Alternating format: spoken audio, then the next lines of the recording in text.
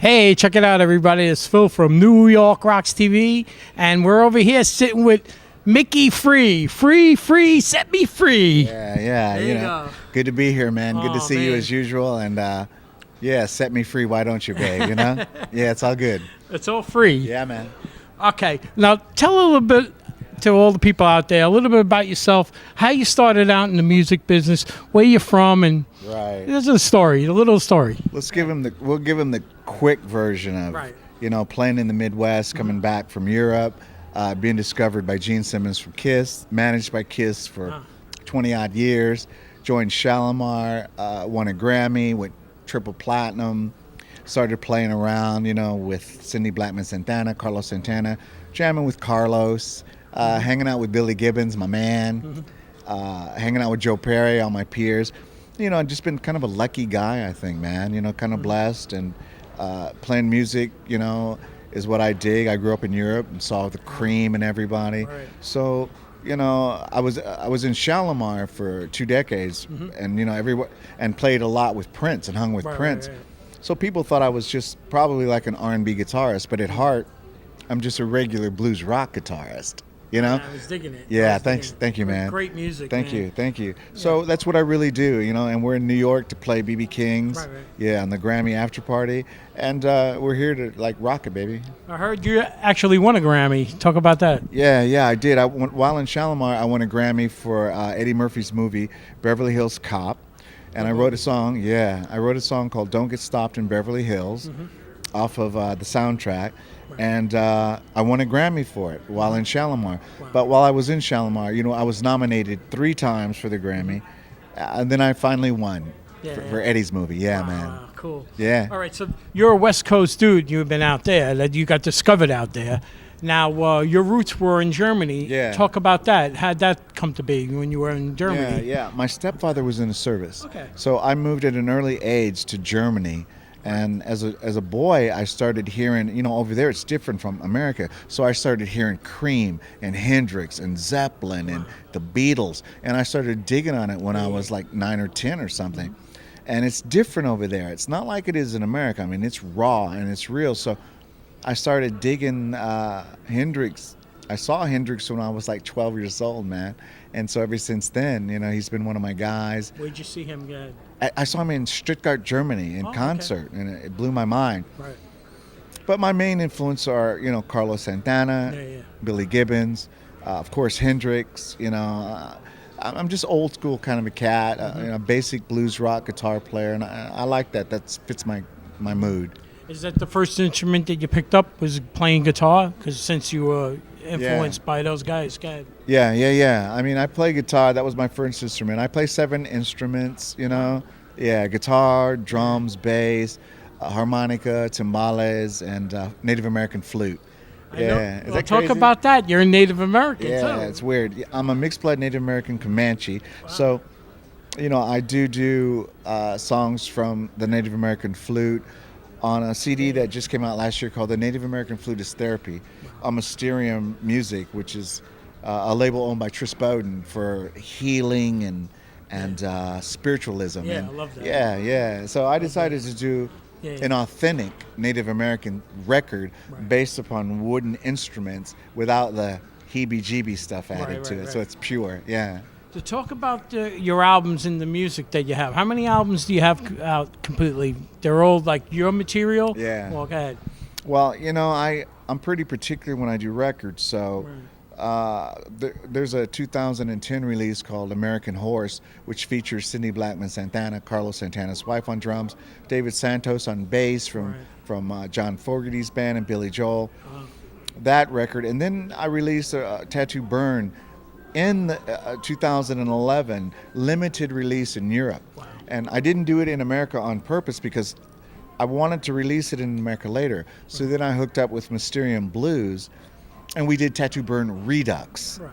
And we did a couple new songs on it and added some things to it and put it out on that label. And Blind Raccoon did the promotion, and it did quite good on the blues charts. So that's what we're doing. And I've got I don't know. Who produced that? Was that the time with Gene Simmons? You said No, I produced all my records. Okay. Yeah. That's the He discovered you. And, Yeah, right. Gene discovered me, Right. but you A know, little of that yeah, story, too. but like kind of like a Prince thing. Yeah, You know, I was pretty much knew what I wanted and knew how to get there. So Yeah, yeah. Gene didn't get in the middle of it. Yeah. He allowed me to do what I You wanted. were a young guy at Yeah. that time, too. You know? And you know, I've always felt that you know the music business right. sucks so bad even in those days Yeah, yeah. that I would rather do it my way and fail than do Right. it their way and fail. Yeah. Yeah. Well, being an artist, that's it is. You have to have your own.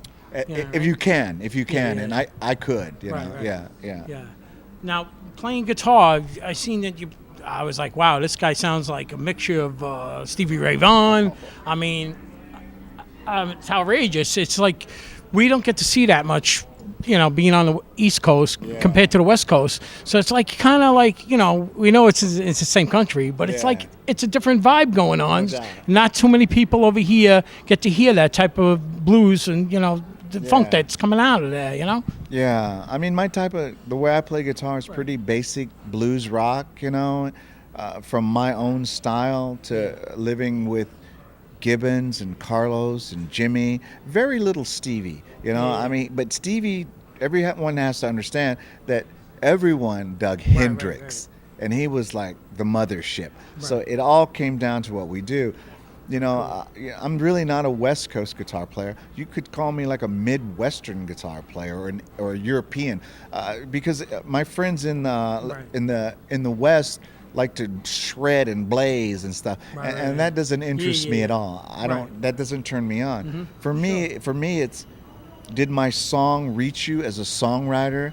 And I like air between what I play. You know, like Gibbons. You know, air. Like you know. soul and Yeah.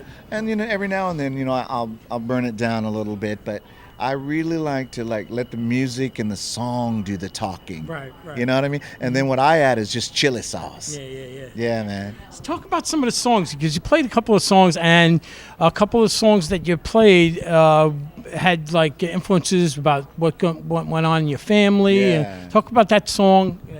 Well, I mean, you know, there's, for instance, Greens and Barbecue. We'll be Yeah, playing that. Greens Yeah, and Barbecue. yeah. You know, that was written about my mom's cooking, straight up. You know, Right. And I applied it to, you know, a relationship. So Right. look, baby, you know, things are going to change in life, and you know, things are going to come and go. But when you leave, just leave the greens and barbecue. You know, It's got a deeper meaning, Right, like yeah, besides the Besides greens my and mom's barbecue. cooking, yeah. Right, the cooking. right. Yeah, I mean, you can go. I mean, if you got to go, you got to go. Yeah. But just leave them greens and barbecue. Right. What are the greens and barbecue? What actually is? What kind of greens and what kind of barbecue? Collard greens. I mean, you know, a very southern dish of collard greens, man, and just down home barbecue, baby. Yeah. You know? When you were out in Midwest, what part is that? You know. Yeah, in Illinois, you know, and but I got to tell you, in Chicago, Illinois, a lot of big bands came out of there when I was around there. Cheap Tricks, Styx, REO Speedwagon, all those guys. We all played the same club I circuit. heard you opened for a lot of those bands too. Yeah, man. I mean, when I got discovered, I was on a tour with Kiss, Rush, Ted Nugent, and REO Speedwagon, and I was a little opening act. Yeah. And Gene Simmons saw me and said, "Dude, you're a star." And I'm like, "Really?" You know what I mean? Okay. Yeah. So he told me whenever you get to LA to call me, and I did, and the rest is history, man. Yeah, I got lucky, you know. Yeah, man. Cool stuff. Oh man. All right, so let's talk about the music that you have now. You have a new album out. Let's talk about the album. Go ahead. Yeah. I mean, it's called Tattoo Burn Redux, and it's just blues rock songs done my way. You know, I wrote, I produced it, arranged it, and the whole thing. Got a lot of special guests on it: Bill Wyman, Jack Daly from Lenny Kravitz, Bill's from the Stones. We have Trish Bowden, who's background vocal. We have Shay Keck, background vocals. We got the elusive Muggy Doo, who is like the bomb, you know, from you know, my man's band, you know, Buddy Miles and Curly Smith. You know, I mean, it's just a star-studded, you know, record, but it's just my way of blues, the way I hear it and the way I play it, you know. And, you know, I always tell everybody, you know, it's nothing special. You know, I don't profess to be the next Hendrix or anything like that. It's just blues rock done my way. And, you know, I try to stay true to what I do, man, you know. Yeah. All right, so let's talk about the new lineup that you have now. That you're going to play at BB King's. Yeah. You're going to play the after party to the Grammys. Yeah. And who's in the lineup now? Because I just heard the rehearsal of the band. I was just blown away. I can't wait to see it. We got some we got some fierce cats. There's no doubt. I mean, Muggy, Mark Leach, Muggy Doo, Hammond, and Fender Rhodes. He's a key instrument in my whole sound. He's definitely has to play. And then we got Kidney Granny from Little Feat, the bassist, world famous. Then we have the drummer from Boston, Curly Smith, right? Which is ridiculous. Then we have Randy Singer on harmonica, Shay Red Horse, Cherokee vocalist. Then we have Trish Bowden, who's also background vocalist. Everyone is like a stellar musician in their own right, and we've got Tony P on percussions, and congas, and and all around cool vibe. He can hit. He knows how to do. Yeah. He knows what to do. He knows what to do. He looks like Bam Bam, doesn't he? He has that flavor. He has that chili sauce to it. He keeps us funky and keeps the sound. And then you got yours truly, and band sounds great, man. Yeah, I can't wait to do it. We're in New York 3 or 4 days earlier to rehearse, but I mean, if you're in town, people out there, and you're listening, if you're not there on the 29th, you're going to really miss it. This is great. Because we're going to tear it down. I'm telling you. Yeah. I heard a bit of it, man, and it was tight. I'm like, this band rocks. Besides the blues, it's like rockin' blues. Yeah, it's like both. It's like rock. No doubt. I am excuse me, by no means traditional blues. It's blues rock for sure. I love it. Yeah, me too. That's what we do. Yeah, man. So I love it and you love it, and the people out there, they better love it too, because because it's good. Yeah, it's good. Right on, man. Oh, yeah. Man. I want to thank you for the interview, and the best of luck to you and the band. Tell everybody how they can find out more about the band and get in touch with you. And I mean, sure, you're on social media, with websites, but everybody's on social media these days. Right? Well, I mean, I'm not hard to find. It's Micki Free for all things Micki Free. It's MickiFree.com. You can go to that website. You can go to Mysterium Music. I mean, you can Google me and hate yourself. MickiFree.com is the best place to find out all the things that we do, and for merch, for CDs, for all of it.